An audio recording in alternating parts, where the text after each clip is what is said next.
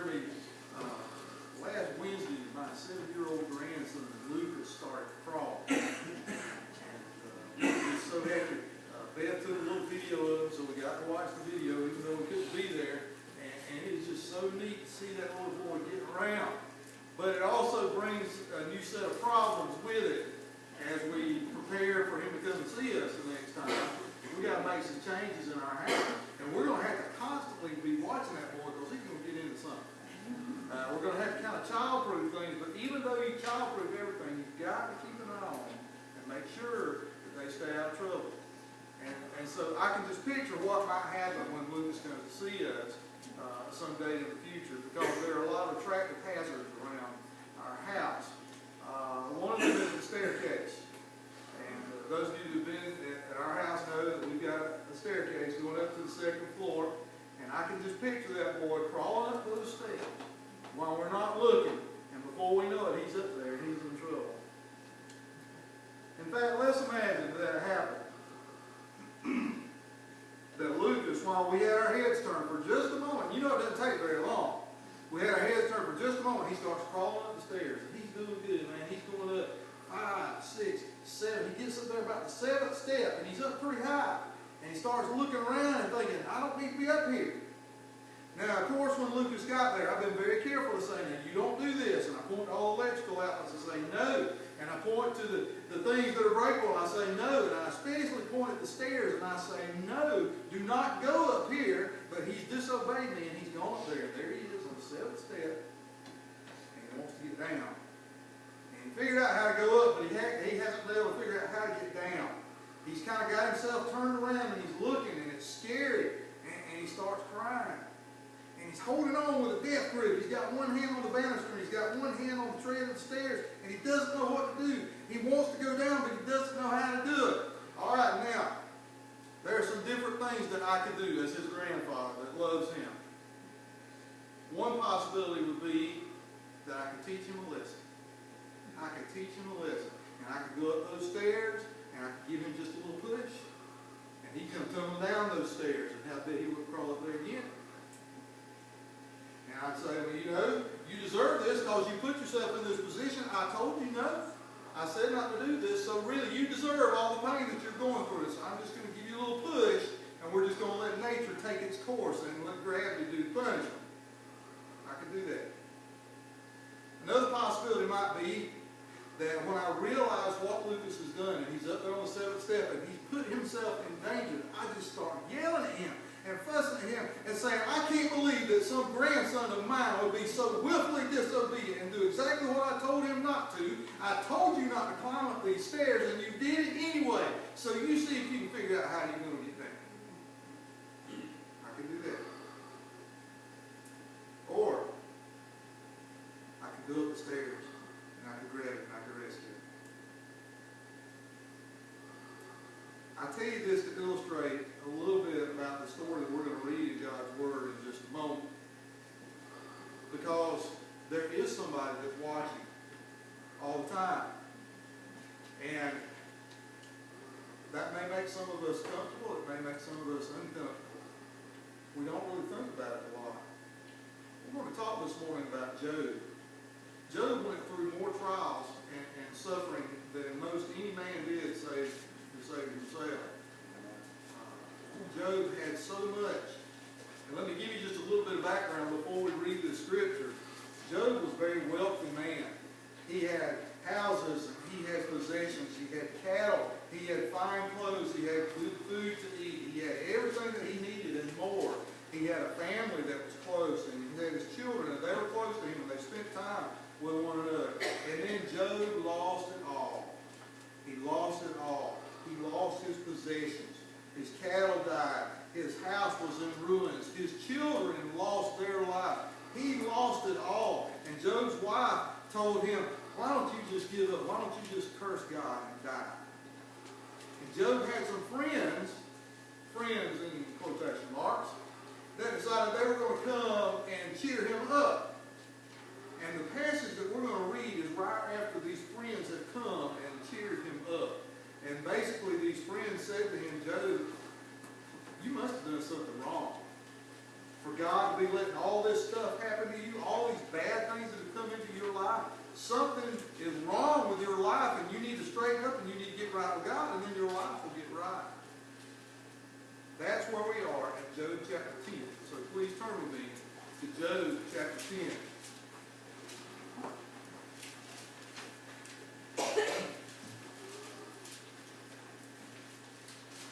The name of the message this morning is Somebody is Watching You.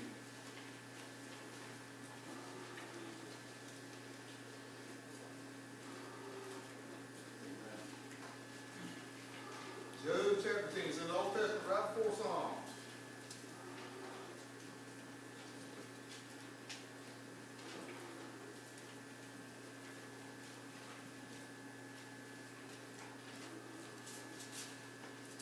Now when we read this is going to sound really, really negative. In passages like this, let me know that the Bible is an honest book, it's a true book. And that there are human beings that go through things, that express their feelings in a very honest way. This book. I'm thankful for that. Job chapter 10, beginning with verse 1. We're going to read this entire chapter. This is Job speaking. My soul loathes my life. I will give free course to my complaint. I will speak in the bitterness of my soul. I will say to God, do not condemn me. Show me why. You contend with me. Does it seem good to you that you should oppress, that you should despise the work of your hands, and smile on the counsel of the wicked? Do you have eyes of flesh, or do you see as man sees? Are your days like the days of a mortal man? Are your years like the days of a mighty man?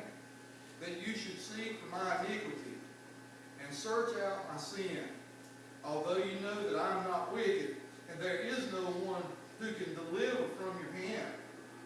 Your hands have made me and fashioned me in intricate unity, yet you would destroy me. Remember, I pray, that you have made me like clay. Will you turn me into dust again? Did you not pour me out like milk and curdle me like cheese? Clothe me with skin and flesh and knit me together with bones and sinews? You granted my life and favor. Your care has preserved my spirit. These things you've hidden in your heart. I know that this was with you. If I sin, then you mark me, and will not acquit me of my iniquity. If I am wicked, woe to me. Even if I am righteous, I cannot lift my head. I'm full of disgrace. See my misery? If my head is exalted, you hunt me like a fierce lion, and again you show yourself awesome against me. You renew your witnesses against me, and increase your indignation toward me. Changes in war are ever within me. Why then have you brought me out of the womb? Oh, that I had perished, and no eye had ever seen me. I would have been as though I had not been. I would have been carried from the womb to the grave. And not my days few? Cease. Leave me alone, that I may take little comfort. Before I go to the place from which I shall not return, to the land of darkness and the shadow of death. A land as dark as darkness itself, as the shadow of death, without any order, where even the light is like darkness. As we read this, we see that Job is acquiring a sense that God is watching him. And Job was very uncomfortable with the fact that God is watching him. In fact, basically in so many words, he says, God, I wish you would just go away. Leave me alone. Leave me in my misery. He says, I wish I'd never been born. I wish I could just die. I wish I could just cease to exist and all these problems would go away. This is a very downtrodden and very discouraged man as he realizes that God is watching him. Well, I want to assert to you this morning that sometimes we need to be watched. Sometimes we need to be watched. Anybody that's ever worked in a setting where there are a lot of people working around you, like if you're in a factory, or if you're a school, or a big operation, a big department store, anything like that, or you have co-workers know very well how the behavior of employees changes when the boss is around. Maybe you've done this yourself, and if I'm stepping on your toes, well, if the shoe fits. But you know how it is. Some folks will be working really hard when the boss is around. If they're the model employee, they're doing exactly what they're supposed to do, and they're being productive, and they're focused. But then as soon as the boss goes away, they kick their feet up, and they start looking for new ways to goof off and waste the company's time. We all of a sudden get more productive when somebody's watching us, but then when nobody's watching us, we're the person that we really are. So many absurd things happen when Kay and I know we're showing our age here, when we used to work at Lowery. It was so funny to me the way that management would do their Woolworth, because we would have these big guys come down from New York to inspect the store. They would tell us when they were coming, and we would rearrange everything in the store and put it just according to standards that they had sent out. Now before that, we had it arranged the way that we thought was the best for where we lived, the most efficient for where we lived. But before the big bosses came, we rearranged everything so that it looked like what they expected. We behaved differently when we knew somebody was watching, and then as soon as they left, it went right back to the way it used to be. Sometimes we need somebody watching us to make sure that we do what's right. Do you believe that God's watching you? Have you ever thought about that, or do you think about that? I think in some sense we all recognize the omniscience of God. In other words, that He knows everything that's going on if we believe in God. We recognize that He is aware of what's going on in the world, but we forget. Or we have a strange sense of God's watching over us. How many times have you heard somebody say, well, you don't have to say that in church? Guess what, folks? If you say it in the middle of the desert, God's going to hear it. It doesn't matter if you're in the church house. It doesn't matter if you're in a certain place. Wherever you go, He is there and He hears. But we forget. And we have a different sort of behavior when we feel like somebody is watching us. And we forget that there is somebody that is always watching us. And I'm not talking about the NSA. Job, as we read these words, he's very troubled over the fact that God is watching him. So, he's in a mess. Now, Job was a good man. He wasn't receiving all of this in his life because of anything that he had done wrong. He wasn't being punished, but yet God had allowed these things to come into his life. And now he's in a desperate situation. And so, there are some possibilities here. There are some scenarios that could play out themselves, and I want to compare these to the examples that I gave you about my little grandson climbing up the steps. What could God do in Job's situation? He's always watching him, but now Job is in trouble. He's in a mess. Well, God could make him feel the pain. God could push him down the stairs and hope that he would never go back to where he was again. And I think sometimes Job was expecting that to happen. Let's look back at verse 3. Does it seem good to you that you should oppress, that you should despise the work of your hands, and smile on the counsel of the wicked? These are the words of a man that's expecting God to come down on him, and he's expecting God to hurt him. He's expecting God to zap him in some way or strike him down with a bolt of lightning. Is this the best possibility? Should we look at this as the best scenario for God to act in Job's situation? Problem after problem occurred in Job's life. And some of you may feel that you're a modern day Job because the problems just seem to mount up continuously. I mentioned last week that sometimes we get in our mind that if we could just deal with one problem at a time, maybe we could handle it. But all these problems come all at once. Everything attacks us all at the same time, and it just seems impossible. And sometimes I believe that we feel as Job did, that God's just kind of enjoying the pain that we're going through. That God is just kind of pushing us down the stairs and letting the consequences happen. And we're feeling it, and we're hurting, and He's somehow getting some kind of satisfaction out of that. You know, a lot of people view God that way.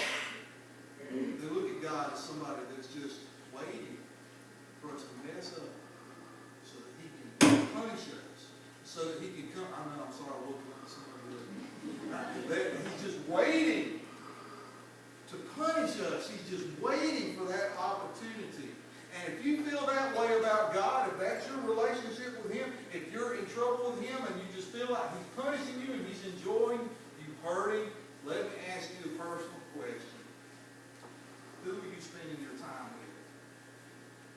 Who are you hanging out with?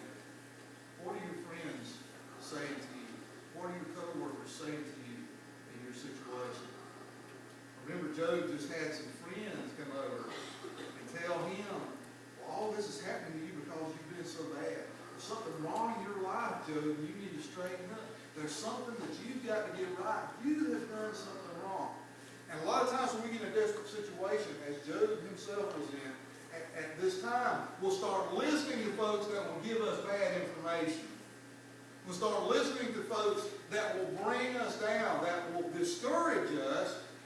I guess the old saying is true, misery loves company. We'll find other people that are also miserable, and then we'll just all be miserable together, and it doesn't help anybody. Listen to what I'm saying, church. If you'll listen to that and not get anything else out of the message, you will benefit from this message. When life is hard on you and when problem mounts up upon problem, be careful who you associate with. And be careful who you listen to. Be careful who you listen to. And so, in Job's life, there was the possibility that God could deal with his situation. Remember, he sees Job up there on the stairs. God can just come and push him down. He can come and just inflict pain upon him. He can just come and punish him and enjoy that. These friends that were sitting around with Job and talking about his problems, I think they were getting some kind of perverse satisfaction out of it. Seeing all this bad stuff that happened to him because it made them feel better about themselves. A lot of people say the things that they do, a lot of times it's to make themselves feel better. And it's unfortunate that there are people that enjoy when we're miserable. They may not want to admit that, but they get some kind of satisfaction out of that. If you find yourself in this situation where a problem is mounting upon a problem, be careful who you associate with and be careful who you listen to. So this first scenario where God can go and he can just push it down, he can just attack him, he can just let the pain happen, you can make him feel the pain. I want to reject that scenario. All right, what about the second scenario? Remember I said, all right, I've got the choice. Lucas is up there on the stairs and he's scared and he's hanging on and he doesn't know what to do. I can yell at him and say, I can't believe that you did that. I told you not to do that, and now you're going to have to figure this out yourself. If you've ever been to Walmart, or if you've ever been to the grocery store, or if you've ever been to the mall, you have seen a parent yelling at a child. You have heard this going on. You don't even have to see it, you just hear it.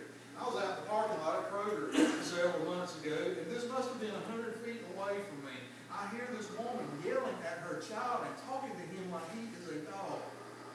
The woman is cussing at the child. I had to look around and see, and the little boy was probably 3 years old. I mean, he's a kid. And she was talking to him like he was a dog. He had disobeyed her, and she was letting him have it. He was getting the tongue lashing of his life, and I imagine when he got home, he got another kind of lashing too. And I felt sorry for the little kid. And I didn't know the situation. I didn't know what he had done, but somehow deep within me, I felt like he really didn't deserve that. He didn't deserve to be yelled at and humiliated the way that you have. And if he was any older and had any sense of dignity, you would have just embarrassed the heck out of him by doing this. But this is the way that some folks deal with discipline. And I think a lot of times we look at God that way. I think a lot of times when we're in our problems, we look at God and we think God is just waiting for us to mess up so he can say, gotcha, here's what you did wrong, and I'm going to expose you before the world. I'm going to show everybody what you've done, and you're going to be so ashamed. And folks, let's face it, a lot of times churches deal with causing guilt. We're not about guilt, folks, we're about grace. Amen. About undeserved mercy. We're about forgiveness. And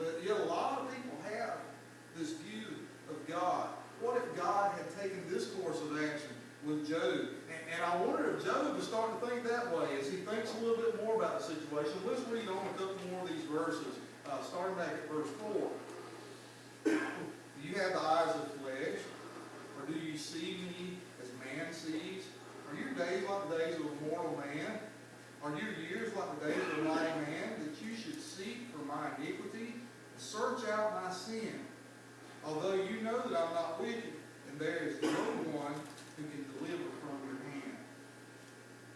Job is thinking a little bit more about his situation, and it's almost like he's saying to God, God, are you just looking for something wrong in my life? Are you taking satisfaction in being able to catch me doing something so that you can yell at me and you can fuss at me and you can make me feel guilty and make me feel bad and you can humiliate me? We've heard the mamas and the daddies yelling at the children and berating them verbally. Now, sometimes you need to raise your voice to your children. We know the proper limits. We know the proper limits.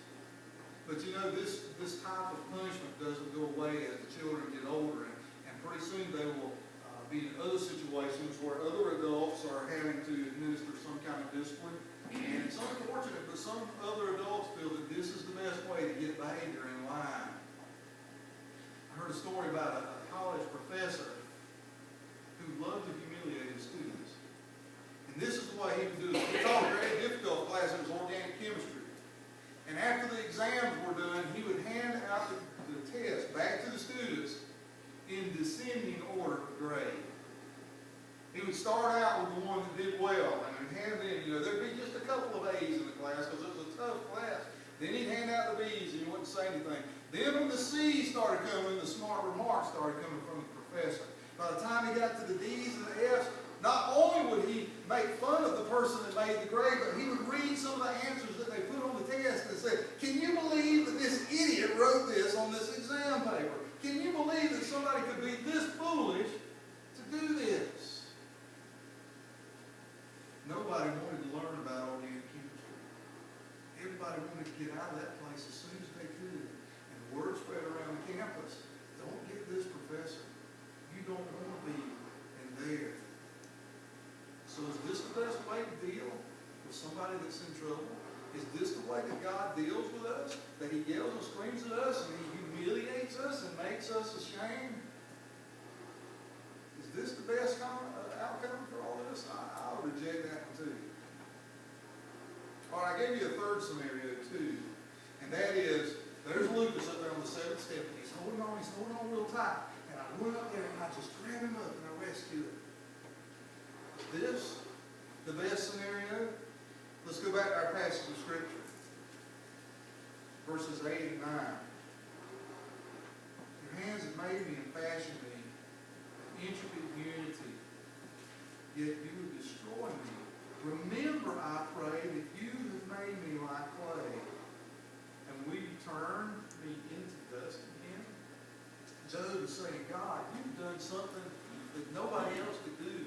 God, you're the one that's created me.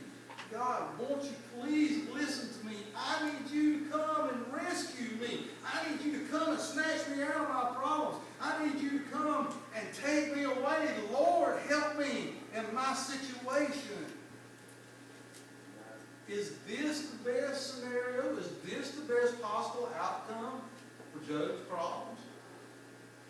Would this be the best possible outcome in my grandson's situation? Well, I think we've established that it's not best for me to push him on down the stairs. I think we've established that it's not best for me to just yell at him and humiliate him. Would this be the best possible outcome? Before I give you my opinion on this, I want to tell you a story that you've probably heard before. This is one of those good old preacher stories that we like to use, and you've probably heard it before, but it fits so well into this situation, I want to tell it to you again. There was a man that lived near the river, and the river flooded, and the water was rising fast. It was unexpected, and he didn't have time to get out of there. He didn't have time to prepare. He didn't have time to go to safety. Pretty soon his vehicles were swamped, and he couldn't even drive away. There were no neighbors around. There was nobody around to help him. And finally, out of desperation, he climbed up on the roof of his house as the waters kept rising. But even though the situation seemed very desperate, the man said, I've got faith in God. God is going to rescue me.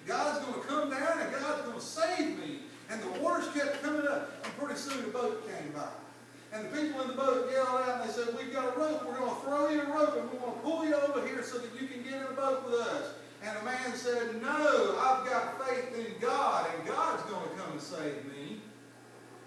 And they begged with him and they pleaded with him. And he said, no, God's going to save me. God's going to rescue me. But they finally gave up and went on. Then, in a few minutes, a helicopter flew over. And a man got on a bullhorn and he shouted down to the man that was on the roof. And the waters were almost up to his feet. They were almost up to the peak of the roof. And he said, I'm going to drop a rope ladder and I want you to climb up so that we can take you to safety, so that we can get you out of here, so that we can rescue you. And the man said, no, I have faith in God. God's going to rescue me. Thanks, but no thanks. And he waved them off. And the waters kept rising. And they kept rising. And pretty soon the house was completely covered. And pretty soon the man was treading water. And he treaded water as long as he could. And he stayed afloat as long as he could. But by the time he floated for a long, long time, he got so tired he couldn't float any longer. And he went under the water and he drowned. And when he lifted up his eyes, he was standing before God. He said, God, I trusted in you to come and rescue me. I trusted in you to save me, and you let me down. Why didn't you come and rescue me? And God said, my son, I sent a boat and a helicopter. What else did you want? So is this the best possible outcome in Job's situation? For God to just swoop in and rescue him, for him to pick him up and save him? Is this the best possible outcome for my grandson who is up there on the 7th step? And he's holding on and he's crying and he's scared. Is that the best possible answer for me to go in there and pick him up in my arms? No. I'm going to reject that scenario also because that's not usually the way that God works.